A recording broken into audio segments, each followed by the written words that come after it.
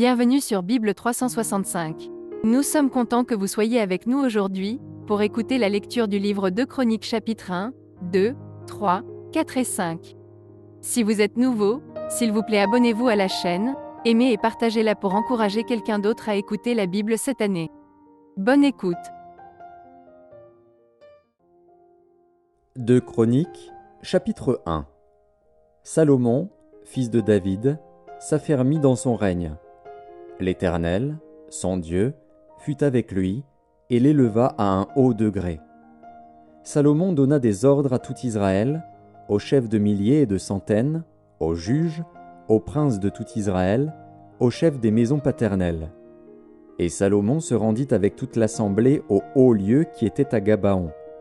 Là se trouvait la tente d'assignation de Dieu, faite dans le désert par Moïse, serviteur de l'Éternel.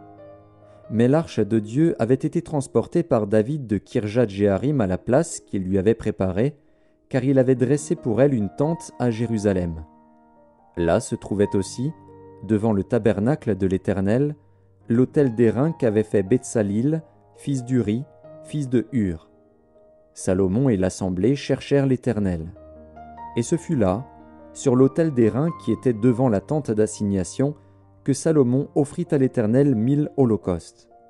Pendant la nuit, Dieu apparut à Salomon et lui dit : « Demande ce que tu veux que je te donne. » Salomon répondit à Dieu : « Tu as traité David, mon père, avec une grande bienveillance, et tu m'as fait régner à sa place.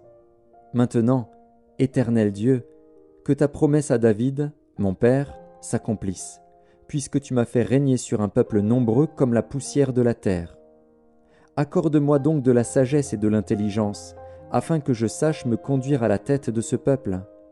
Car qui pourrait juger ton peuple, ce peuple si grand ? » Dieu dit à Salomon : « Puisque c'est là ce qui est dans ton cœur, puisque tu ne demandes ni des richesses, ni des biens, ni de la gloire, ni la mort de tes ennemis, ni même une longue vie, et que tu demandes pour toi de la sagesse et de l'intelligence afin de juger mon peuple sur lequel je t'ai fait régner, la sagesse et l'intelligence te sont accordées. Je te donnerai, en outre, des richesses, des biens et de la gloire, comme n'en a jamais eu aucun roi avant toi et comme n'en aura aucun après toi. » Salomon revint à Jérusalem, après avoir quitté le haut lieu qui était à Gabaon et la tente d'assignation, et il régna sur Israël. Salomon rassembla des chars et de la cavalerie. Il avait 1400 chars et 12 000 cavaliers, qu'il plaça dans les villes où il tenait ses chars et à Jérusalem près du roi.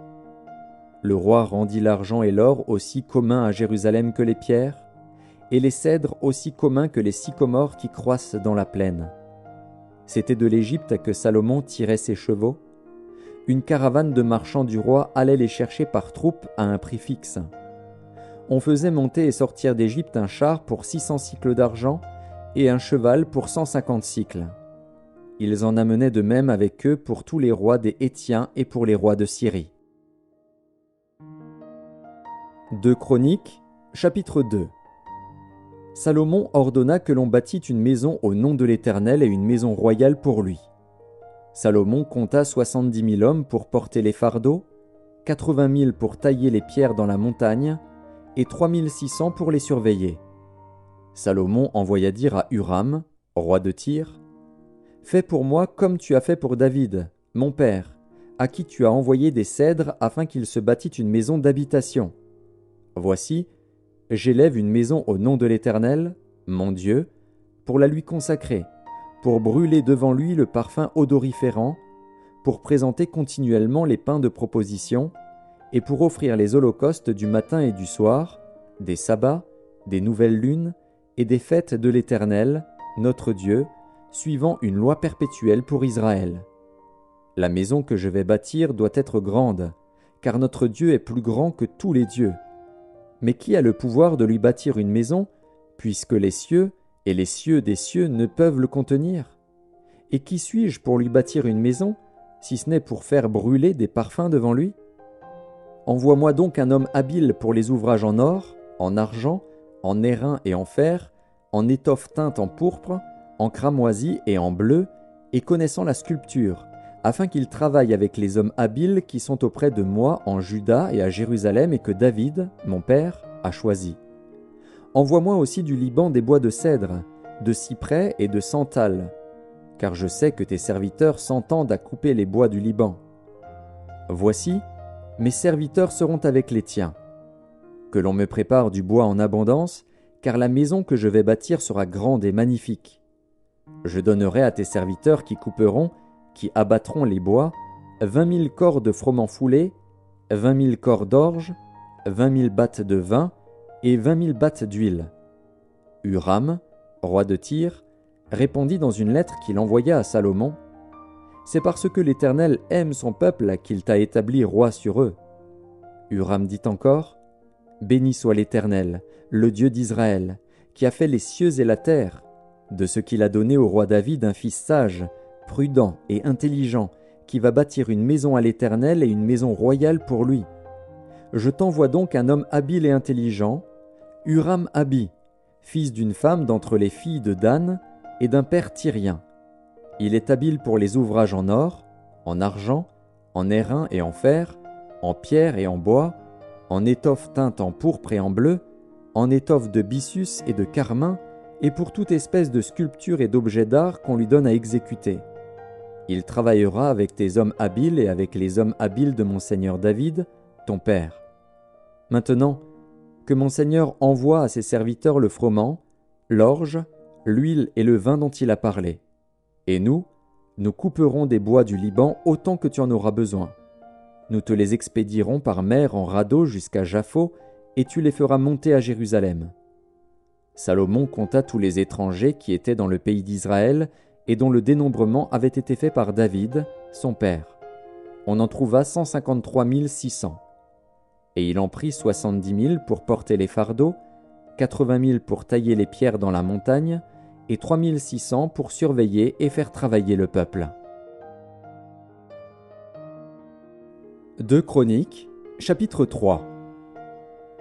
Salomon commença à bâtir la maison de l'Éternel à Jérusalem, sur la montagne de Morija, qui avait été indiquée à David, son père, dans le lieu préparé par David sur l'aire d'Ornan, le Jébusien.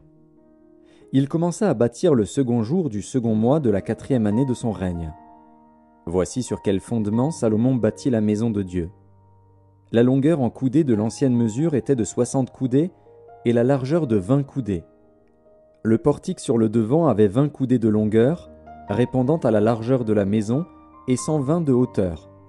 Salomon le couvrit intérieurement d'or pur. Il revêtit de bois de cyprès la grande maison, la couvrit d'or pur, et y fit sculpter des palmes et des chênettes. Il couvrit la maison de pierres précieuses comme ornement, et l'or était de l'or de Parvaïm. Il couvrit d'or la maison, les poutres, les seuils, les parois et les battants des portes, et il fit sculpter des chérubins sur les parois. Il fit la maison du lieu très saint. Elle avait 20 coudées de longueur répondant à la largeur de la maison, et 20 coudées de largeur. Il la couvrit d'or pur, pour une valeur de 600 talents. Et le poids de l'or pour les clous montait à 50 cycles. Il couvrit aussi d'or les chambres hautes. Il fit dans la maison du lieu très saint 2 chérubins sculptés, et on les couvrit d'or. Les ailes des chérubins avaient 20 coudées de longueur. L'aile du premier, longue de 5 coudées, touchait au mur de la maison. Et l'autre aile, longue de 5 coudées, touchait à l'aile du second chérubin. L'aile du second chérubin, longue de 5 coudées, touchait au mur de la maison. Et l'autre aile, longue de 5 coudées, joignait l'aile du premier chérubin. Les ailes de ces chérubins, déployées, avaient 20 coudées. Ils étaient debout sur leurs pieds, la face tournée vers la maison. Il fit le voile bleu, pourpre et cramoisi, et de byssus, et il y représenta des chérubins. Il fit devant la maison 2 colonnes de 35 coudées de hauteur, avec un chapiteau de 5 coudées sur leur sommet. Il fit des chaînettes comme celles qui étaient dans le sanctuaire, et les plaça sur le sommet des colonnes, et il fit 100 grenades qu'il mit dans les chaînettes. Il dressa les colonnes sur le devant du temple, l'une à droite et l'autre à gauche. Il nomma celle de droite Jachin et celle de gauche Boaz. 2 Chroniques, chapitre 4. Il fit un autel d'airain, long de 20 coudées, large de 20 coudées et haut de 10 coudées. Il fit la mer de fonte. Elle avait 10 coudées d'un bord à l'autre, une forme entièrement ronde, 5 coudées de hauteur et une circonférence que mesurait un cordon de 30 coudées. Des figures de bœufs l'entouraient au-dessous de son bord, 10 par coudée, faisant tout le tour de la mer. Les bœufs, disposés sur 2 rangs, étaient fondus avec elle en une seule pièce. Elle était posée sur 12 bœufs, dont 3 tournés vers le nord, 3 tournés vers l'occident, 3 tournés vers le midi et 3 tournés vers l'orient.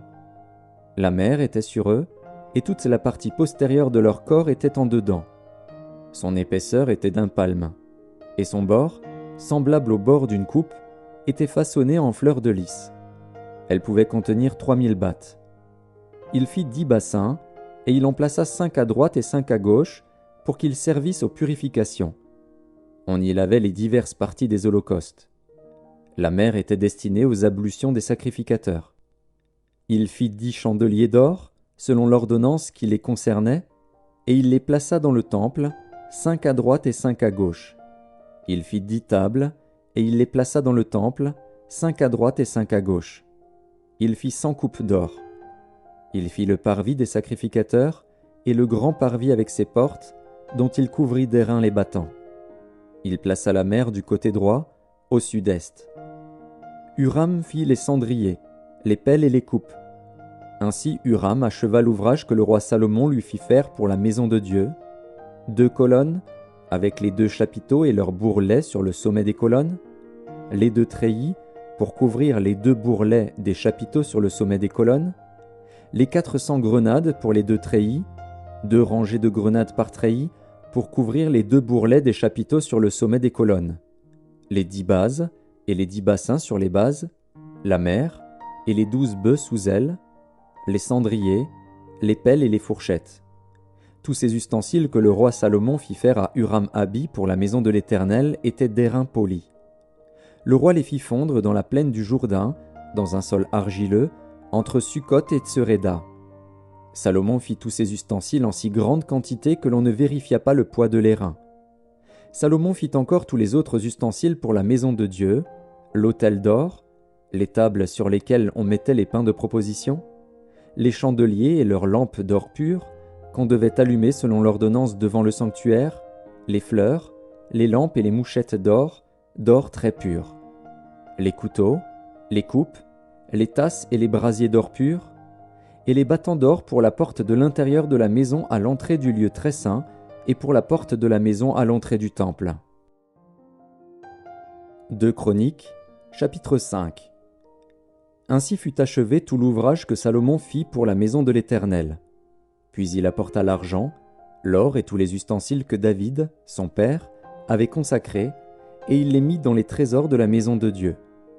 Alors Salomon assembla à Jérusalem les anciens d'Israël et tous les chefs des tribus, les chefs de famille des enfants d'Israël, pour transporter de la cité de David, qui est Sion, l'arche de l'alliance de l'Éternel.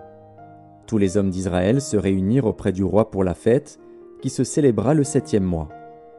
Lorsque tous les anciens d'Israël furent arrivés, les Lévites portèrent l'arche. Ils transportèrent l'arche, la tente d'assignation et tous les ustensiles sacrés qui étaient dans la tente. Ce furent les sacrificateurs et les Lévites qui les transportèrent. Le roi Salomon et toute l'assemblée d'Israël convoqués auprès de lui se tinrent devant l'arche. Ils sacrifièrent des brebis et des bœufs qui ne purent être ni comptés ni nombrés à cause de leur multitude. Les sacrificateurs portèrent l'arche de l'alliance de l'Éternel à sa place, dans le sanctuaire de la maison, dans le lieu très saint, sous les ailes des chérubins. Les chérubins avaient les ailes étendues sur la place de l'arche, et ils couvraient l'arche et ses barres par-dessus.